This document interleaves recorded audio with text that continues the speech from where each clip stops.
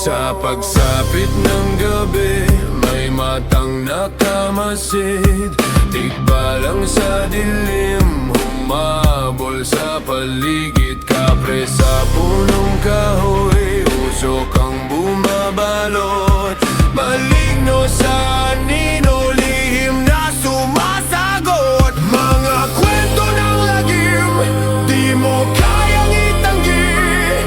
Dilim ng alaala, ligtas ka ba ngayong gabi?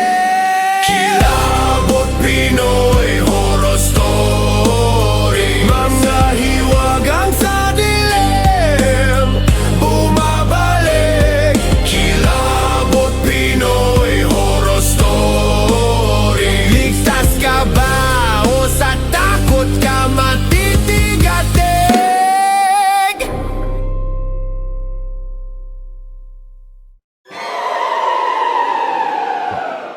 Magandang araw po sa inyo, Kuya Totoy. Itago niyo na lang po ako sa pangalang Kat.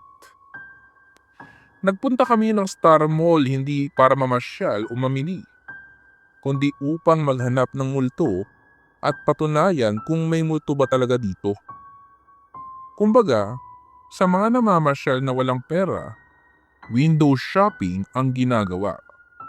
Kami naman, window questing ang tawag ko sa ginawa namin, to add humor on it. In general, nag-spirit questing kami rather than paranormal investigation. Ang pinaka-purpose kasi namin dito ay ang magkaroon ng briefing and realization ng investigation na ginawa namin. Dumating ako sa Star Mall kasama ang kaibigan kong si Alfredo upang makipagkita kay John. Si John ay isang member ng forum na takot pumasok sa larangan ng paranormal. Isa din siyang nursing student ng mga panahon na yun, na nag-aaral sa isang university sa University Belt or sa U-Belt. Galing pa siya sa campus niya noon at napilit ko lang siya sumama dahil sa isang challenge na binigay ko sa kanya. Hindi ko na po sasabihin kung anong challenge ito, Kuya Totoy. Pero sa madaling salita, ang matatakutin na si John ay sumali sa team paranormal dahil sa akin. Ito ang unang pagsama niya sa team. Nagkwentuhan lamang kami noon ng 1 oras at inubos ang oras habang naghihintay sa iba. Maya-maya pa ay dumating na din yung iba naming kasama. Kasama ni JM ang mga pinsan at kaibigan niya na curious din sa paranormal. Dumating din sila Sir J at Janus. Mula sa pinakaibaba ay umakyat kami sa pinakatuktok na level ng mall upang maghanap ng pwestong mauupuan namin dahil madami kami at lagpas kami sa 10. Nahirapan kami maghanap kaya pumesto na lang kami sa isang sulok ng nakatayo. Ang Star Mall Alabang ay kilala noon bilang Metropolis bago pa man ito mabili ng isang sikat na politiko. Matagal na ang mall na ito at isa sa madalas na buntahan din ng mga tao sa South gaya ng Laguna at Batangas. Accessible din to sa mga taga Metro Manila. Ani ni Sir J. Ayon sa mga sabi-sabi, dati daw itong sementeryo, itong pinagtitirikan ng mall ngayon. Yung mga bangkay daw, hindi na daw nilipat sa sementeryo. Direkta na lang pinagtayuan dito ng gusali.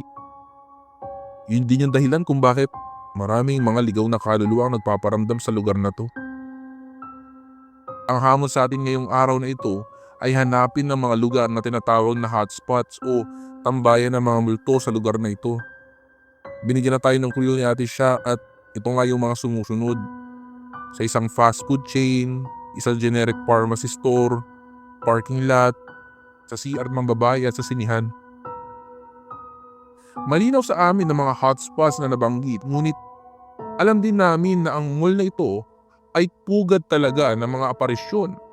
Kaya nakahanda kaming makakita ng mga kakaibang nilalang kahit hindi sa mga parteng nabanggit. Hinati ang grupo namin sa dalawa. Ang JM's group at ang Black Hats group. Isang grupong pinamumunuan ni JM at isang grupong ako naman ang namumuno. Nag-usap kaming dalawang leader at nagdesisyon kami na ang grupo ko ay magsisimula sa baba at sila naman ay manggagaling sa pinakataas. Makikita na lamang kami sa taas pagkatapos ng questing. Napag-usapan din namin kung anumang makikita namin o maranasan ay huwag ikikwento ng buo hanggang sa pagkatapos ng activity. Kaya bumaba kami papunta sa lower level. Nung panahon na yun ay madami pang mga stalls ng mga nagtitinda ng mga accessories, cellphone, ang mga nasa lower ground floor na parang maliliit na mall mayroon. Sumuot kami sa mga stalls na ito. Dito din madaming mga customer kaya maskip talaga. Kapansin-pansin din ang itsura ng mall noon bago ma-renovate. Hindi maayos ang ventilation at magulo ang mga wirings sa mga bubong. Dim light lang din ang ilaw sa loob. Pagkalagpas namin sa mga stalls na ito ay may nakita kami agad na isang pharmacy. Ang suot ko nito ay usual na suot ni Black Hat. Shades, bandana, gray t-shirt, maong pants at gangster cap na siya din suot ko noong ako ay nag-quest sa misteryo. Nasa loob kami ng mall kaya awkward ang geto ko. Pero sige lang. So ayun, nag-stop kami sa pharmacy na yon at tumayo ako saglit sa harap na parang may hinahanap. Nagtry ako mag-meditate sa harap noon pero wala akong naramdaman kaya sinabihan ko na ang mga kasama ko na naghihintay na umalis na kami doon. Sa grupo ko ay si Alfredo, Janus, Jericho at John. The rest ay sa grupo na ni JM at lahat ay relative at kaibigan niya. Kasama si Dan na isang automatic writer ng grupo namin. Napadaan kami sa isang tindahan ng mga appliances at sa shop na ito ay maraming salamin. Sinabihan ko sila na pumasok muna kami saglit doon upang mag-try kami mag-scan ng paranormal activities. I asked them kung ano ang nararamdaman nila kasi pumatayo ang balahibo ko. Pero hindi ko yung sinabi sa kanila. Sabi ni John, para daw siyang may bit-bit na mabigat sa magkabila niyang balikat. Sinabi kong maaari itong indication ng paranormal activity lalo na sinabi niyang sobrang gaan lang ng shoulder bag niya at tumatayo din ang balahibo niya sa bato. Si Janus naman ay may na-experience din pero mamaya ko na ikikwento. Mayroon ako nakitang malaking makina na parang source of energy. Tinawag ko sila at pinaliwanag ko ang mga ganitong klaseng makina ay maaaring magdulot ng sensation sa katawan at makapagpatayo din ng balahibo ng isang tao at pwedeng magdulot ng iba-ibang emosyon. Umalis kami sa shop na iyon at pinaliwanag ko na hindi kami pwede makapunta ng parking area dahil wala naman kaming sasakyan. Ganoon din sa sinehan dahil kung manonood kami ng sine ay mauubos lang ang oras namin sa panonood. Ang fast food chain naman na sinasabi ni Sir J ay nasa labas at hassle sa amin dahil sobrang init ng mga panahon na yun. Kaya naman nagdesisyon na lang si John na mag-CR na muna. At habang naglalakad kami papunta sa CR ay inutusan ko si John na subukan mag-meditate sa loob. Umuo siya. Paglabas niya ng CR ay sinabi niyang mabigat daw ang aura sa loob. Parang kakaiba daw. Hindi niya din alam kung ilusyon lang ba niya iyon. Niyaya ko na silang hanapin yung susunod na stop namin. Yung shop ng gamot sa loob ng mall. Suot-suot ang JJ Ghetto ko, humarap ako sa isang pharmacy sa loob na nagtitinda ng murang gamot. Lakas loob akong humarap sa pharmacy habang nakapikit at nagme-meditate. Sa likod ko lang ang aking grupo at nakatingin lang sa akin. Ramdam ko na may entity sa loob.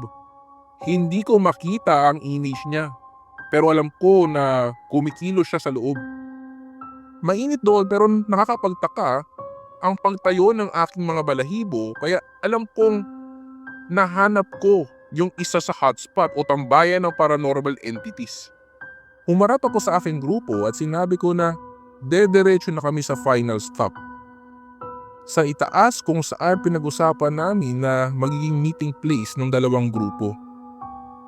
Nakarating na kami sa pinakataas kung saan mayroong area para sa mga bata. Nandito yung parang maliit na amusement park dahil nga may mga rides gaya ng Caterpillar, Carousel at iba pa. Sa ngayon ay wala na yun, pero andun pa rin yung parang guardhouse. Dumiretso ako doon at tiningnan kung mayroong guwardya sa guardhouse. Nung makita ko na wala nang bantay, pumunta ako sa likod ng guardhouse kung saan tanaw lahat ng rides. Bago ako dumiretso ay sinabihan ko ang aking grupo na may titingnan lang ako kaya hindi na sila sumunod sa akin. Nakita ko silang dahan-dahang lumapit sa kabilang grupo para pagkwentuhan ang mga nangyari sa amin. Kaya naman, nagsimula na akong maglaan ng pansin sa nais kong gawin. Ang mag-scan ng area para sa possible paranormal activity. Sa likod ko ay merong bumper car rides pero walang nakasakay. Saglitan ako tumalikod para tingnan ang katapat na area ng aking lokasyon dahil isa nga sa focus ko ay pagmasdan ng buong lugar. Naramdaman kong may tumatakbo o may tumakbo sa likod ko kaya tiningnan ko ito patagilid. Nakita kong may nagabago sa pader ng guardhouse. Maliit siya. Tansya ko ay may height na pangbata na nasa edad 13 years old. Wala namang ibang tao sa part na yun kundi ako lang kaya naisip ko na baka isa sa mga kasamaan ko lang na nangtitrip. Naisip ko na si Janus ang nangtitrip dahil maliit lang naman si Janus. Siguro 5 flat lang si Janus. Natawa lang ako sa isip ko. Ako pa talaga gugulatin mo ha. Tingnan mo lang. Natatawa kong sinasabi sa isip ko. Sa pagitan ko at ng bumper car area ang isang poste na may carve ng isang unggoy. Mukha itong nakasabit sa poste na yon kung pagmamastang mabuti. Nakikita ko pa rin si Janus na nagtatago sa likod ng guardhouse. Tumakbo ito papunta sa likod ng poste na may unggoy. Humarap ako sa poste at nakangiti na lumapit dito. Tingnan natin sino sa ating dalawa ang magugulat. Ang sabi ko sa sarili ko.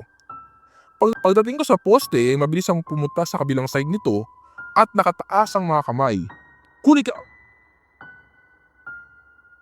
Hindi ko na naituloy ang aking sasabihin na makita kong wala palang tao na nagtatago sa likod ng posting iyon. Dali-dali kong tiningnan ang aking mga kasama sa malayo. Kinakawayan nila ako. Kasama nila doon si Janus at ako na lang ang mag-isa sa hinihintay nila. Bigla kong naalala ang mabilis na mangyayaring iyon. Nakita ko ng malinaw ang multong nagtatago na pumasok sa poste. Hindi pala ito nagtago sa poste, kundi pumasok ito sa loob. Inakala ko lang na nagtago ito sa likod ng poste dahil akala ko ay isa itong tao ngunit hindi pala. Napagkamalan ko pang ito si Janus. Natapos ang questing kaya pumunta kami sa next venue, ang Festival Mall. Doon namin itinuloy ang briefing ng team namin. Ang dahilan kung bakit hindi kami pinagkikwento agad ang mga karanasan namin ay upang ma-share namin ito pagkatapos ng questing. Sa ganitong paraan ay maiiwasan ang unnecessary pagkokonek-connect ng mga kwento at malalaman kung alin ang peking kwento sa totoo. Hanggang sa puntong iyon ay tahimik lang ako sa aking nakita at naranasan, ngunit oras na din upang ito ay pagkwentuhan. Umupo kami sa isang parte ng mall na may damuhan sa isang malaking bilog. Sa grupo ni JM ay puro pagpaparamdam lang ang naranasan nila. Sa grupo ko naman ay may medyo laman.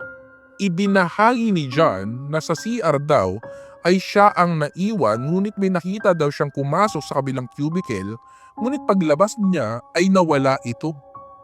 Mabigat din daw ang pakiramdam niya sa CR ng babae. Hindi naman niya agad itinuring na legit ang experience na ito dahil baka lang daw ay guni-guni niya ito.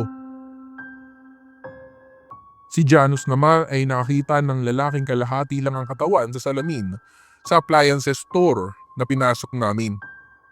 Ako naman ay ginuwento ko ang karanasan ko sa isang bata na napagkamalan ko pa nga si Janus. Tawang-tawa ang buong grupo sa karanasan ko na yun dahil Pangbata daw talaga ang kahit ni Janus. Nakasimangot naman ang huli na paminsan-minsan ay ngumingisi.